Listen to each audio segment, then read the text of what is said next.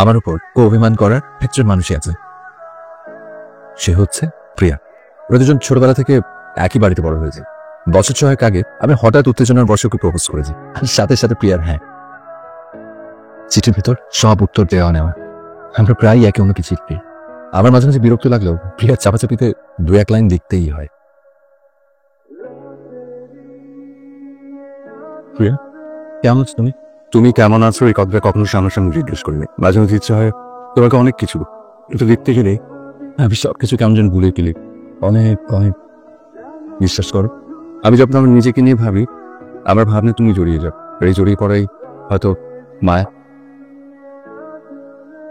Okay, start this. কি start দেবো? Bike start করো। মানে? আপনি বাইক একজন ড্রাইভার না? ড্রাইভার? আমি? ও সরি আপু, লেট হয়ে গেল। আই এম সরি আমি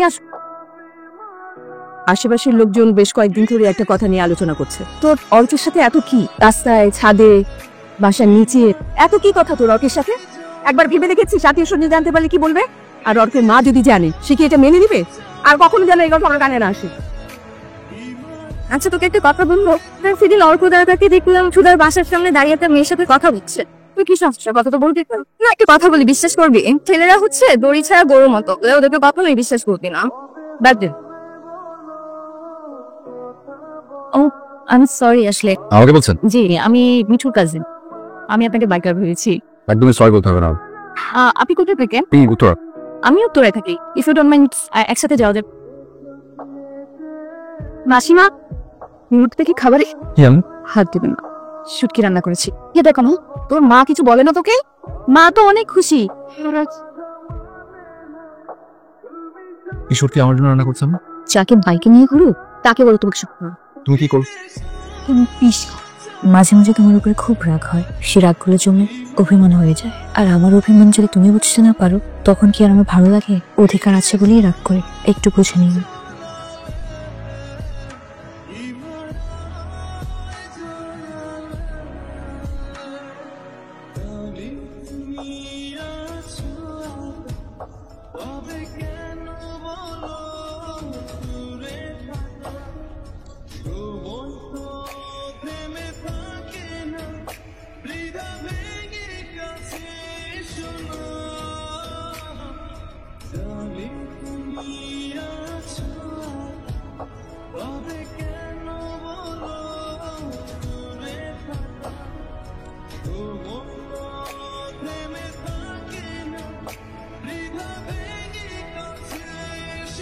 তুমি আজ 1 সপ্তাহ ধরে ব্যাক করছো না, কথা বলছো না, চিঠি দিচ্ছ না।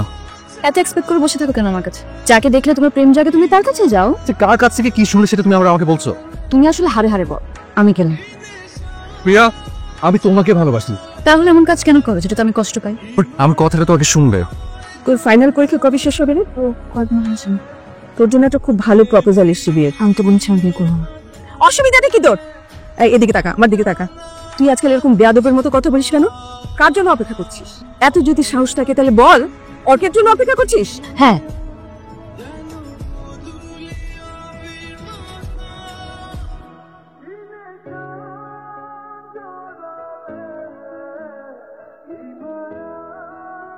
আমার চোখের জলের মাঝে এখন রাজ্যের ভয়, আর এখন তোমার অপেক্ষা আমার যন্ত্রণা বাড়িয়ে দিচ্ছে। সবকিছু থেকে আমাকে বঞ্চিত করো, শুধু তোমার ভালোবাসা থেকে নয়। কই থাকো আমাকে বলো তুমি? এলে কিন্তু শুক্রবার তোমাকে দেখা যায় না। কাজে একটু ঝামেলা হচ্ছে, নতুন ব্যবসা বুঝতেই পারছো, দাঁড় করাতে একটু সময় লাগবে। এখন থেকে দেখা করা যাবে না, কথা বলা যাবে না, তাই তো? তুমি তো আমার ব্যস্ততাটা একটু বোঝার চেষ্টা করবে। আমি কি এমনি বাইরে থাকি? আর কথা বলতে ইচ্ছে করছে না, আমি যাই। মা, টিভি বন্ধ করো। মা, আমি তোমাকে বলেছিলাম যে আমি যদি কখনো কোনো কিছু মন থেকে চাই, আমি তোমার সাথে কখনো ভনিতা করে বলবো না। মা, আমি প্রিয়াকে পছন্দ করি। বিষয়টা আমি আগেই বুঝতে পেরেছিলাম, কিন্তু আমি আমার মনকে বুঝিয়েছি আমি তোকে ভুল বুঝছি। প্রিয়াকে তোমার পছন্দ না? তুমি প্রিয়াকে অতটাই ভালোবাসতে যতটা আমাকে বাসতে। আজ যখন শুনে আমি ওকে পছন্দ করি, তোমার 1 মিনিটে অপছন্দ হয়ে গেল? পছন্দ করা আর বউ হিসাবে মেনে নেওয়া এক নয় অর্ক। কেন? ওকে আমি পছন্দ করেছি বলে? তোকে কিভাবে মানুষ করেছি সেটা আমিই জানি। তোর কাছে কোনো কিছু এক্সপেক্ট করিনি কখন। মা, আমাকে শুধু একটা কথা উত্তর দাও, তুমি প্রিয়াকে পছন্দ করছো না কেন? তুই একটা শিক্ষিত ছেলে, আমাদের সবার তোকে নিয়ে অনেক অনেক প্রত্যাশা। আমি তোকে এর চেয়ে অনেক বড় ঘরে বিয়ে করাবো, কিন্তু প্রিয়া না। প্রিয়া না কেন মা? তোমাকে উত্তর দিতে হবে, আমি উত্তরটা জানতে চাই। আর প্রিয়ার গোষ্ঠীতে দোষ আছে। প্রিয়াকে বিয়ে করলে তোর ভয়ানক ক্ষতি হয়ে যাবে বাবা। আমি তোকে হারাতে পারবো না বাবা। প্লিজ মা। না বলেছি না? মা বলছে আমাদের প্ল্যাটনে একটু তৈরি হয়ে গেছে, জলদি আমরা ওখানে চলে যাবো। বাসাটা অনেক দূরে অল্প। অর্ক, এখন কি তুমি তোমার বাসায় আমার কথাটা বলতে পারবে না? শুন কিন্তু খুব এখন অর্ক, আমি তোমাকে অনেক ভালোবাসি। অন্তত এখন বাসায় কিছু একটা বলো। প্রিয়া আসলে এই মুহূর্তে অর্ক, আমি জানি আমি চলে গেলে সবকিছু পাল্টে যাবে, কিন্তু আমি তোমাকে ছাড়া থাকতে পারবো না অর্ক। তোর সমস্যা কি? চোখের আড়াল হলে মনের আড়াল হয়, এটাই সত্যি। তো আমি স্কুল জীবন থেকে একই জায়গায় আটকে ছিলাম, হয়তো এটাই আমার ভুল ছিল। তুই প্রিয়ার সাথে কাজটা ঠিক করিস না। আমি জানি না আমি কি করছি। সম্পর্কের ক্ষেত্রে কনফিউশন রাখা ঠিক না। তো আমি কি করব? ঝগড়া করব? একদিকে প্রিয়া কষ্ট পাচ্ছে, একদিকে মা কষ্ট পাচ্ছে। আর মনকে এদিক সেদিক বুঝিয়ে লাভ নেই।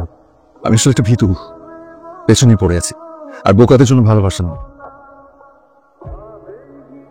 রাস্তায় কি অনেক জ্যাম ছিল? কেমন? হ্যাঁ, অনেক মাস। দশ সবাই ভালো? অনেক ভিড়ে চলে গেছি, হ্যাঁ, তাই কম দেখা হয়। তাই ভুলে গেছে। অর্ক বাসায় বিয়ের কথা বলছে মার্ক করে। এখন বিয়ে করেছে নি তোমার? তুমি কি বলো? তুমি যেটা ভালো মনে করো করো। কি তাকিয়ে আছে কেন? তোমার পক্ষে সম্ভব? বুঝলাম না। অর্ক, তুমি তো আমাকে এখন বিয়ে করতে পারবো না। বিয়ের সবকিছু বললেই না হয়ে যায় না। কেবলমাত্র ব্যবসাটা শুরু করেছে, এখন দাঁড় করাতে পারিনি।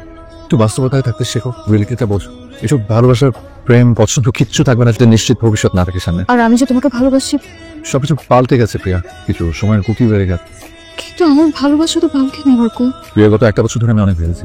এখন আর সেই আবেগপ্রবণ কল্পনাপ্রবণ নেই, এখন বাস্তবতার সাথে আবেগ মেশাতে হয়। অর্ক, এইভাবে বলছো কেন? আমাকে কি আর ভালোবাসো?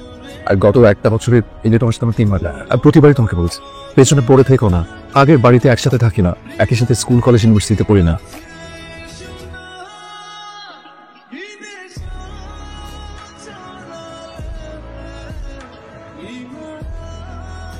হ্যালো, কেমন আছো? ভালো। আমি ব্যক্ত হয়ে গেছি। অবশ্যই যে মানুষের ফোন ধরার সময় নেই, সে ফোন করবে আর কি করবে?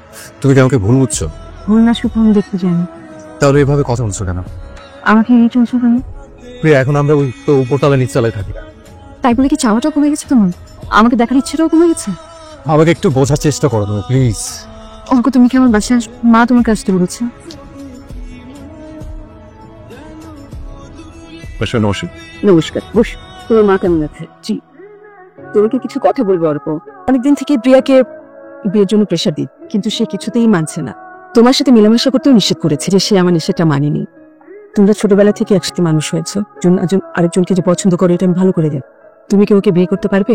ছোটখাটো একটা প্রোগ্রাম করে যদি। আমি অনেক ভেবে দেখেছি যে আজ যদি আমি একটা কোনো সিদ্ধান্ত নিতে না পারি, তাহলে একটা মেয়ের উপর অন্যায় করা হবে। অবহেলা করে দেখেছি, অবজ্ঞা করে দেখেছি, কিন্তু ওর সব ভাবনাতে যেন আমি বিয়ের কথা বলেছে, ও রাজি হয়নি, তাই করেছে এমনকি গায়ে হাত পর্যন্ত তুলেছে। তুমি এখন কি চাও? আমার অমঙ্গল নিয়ে আমার মোটেও ভাব নেই মা, ওটা আমার কাছে, কিন্তু আমার কাছে গুরুত্বপূর্ণ তুমি। এই ইচ্ছে থাকলে অনেক কিছু করতে পারছে না মা। আমি খুব ভালো থাকবো যদি প্রিয়া আমার পাশে থাকে। বা আমার কাছে মনে হয় আমার অমঙ্গল হবে যদি আমি প্রিয়াকে না পাই। একদম চোখ খুলবে না। কি ভাব? সারপ্রাইজ। খুব গহীনে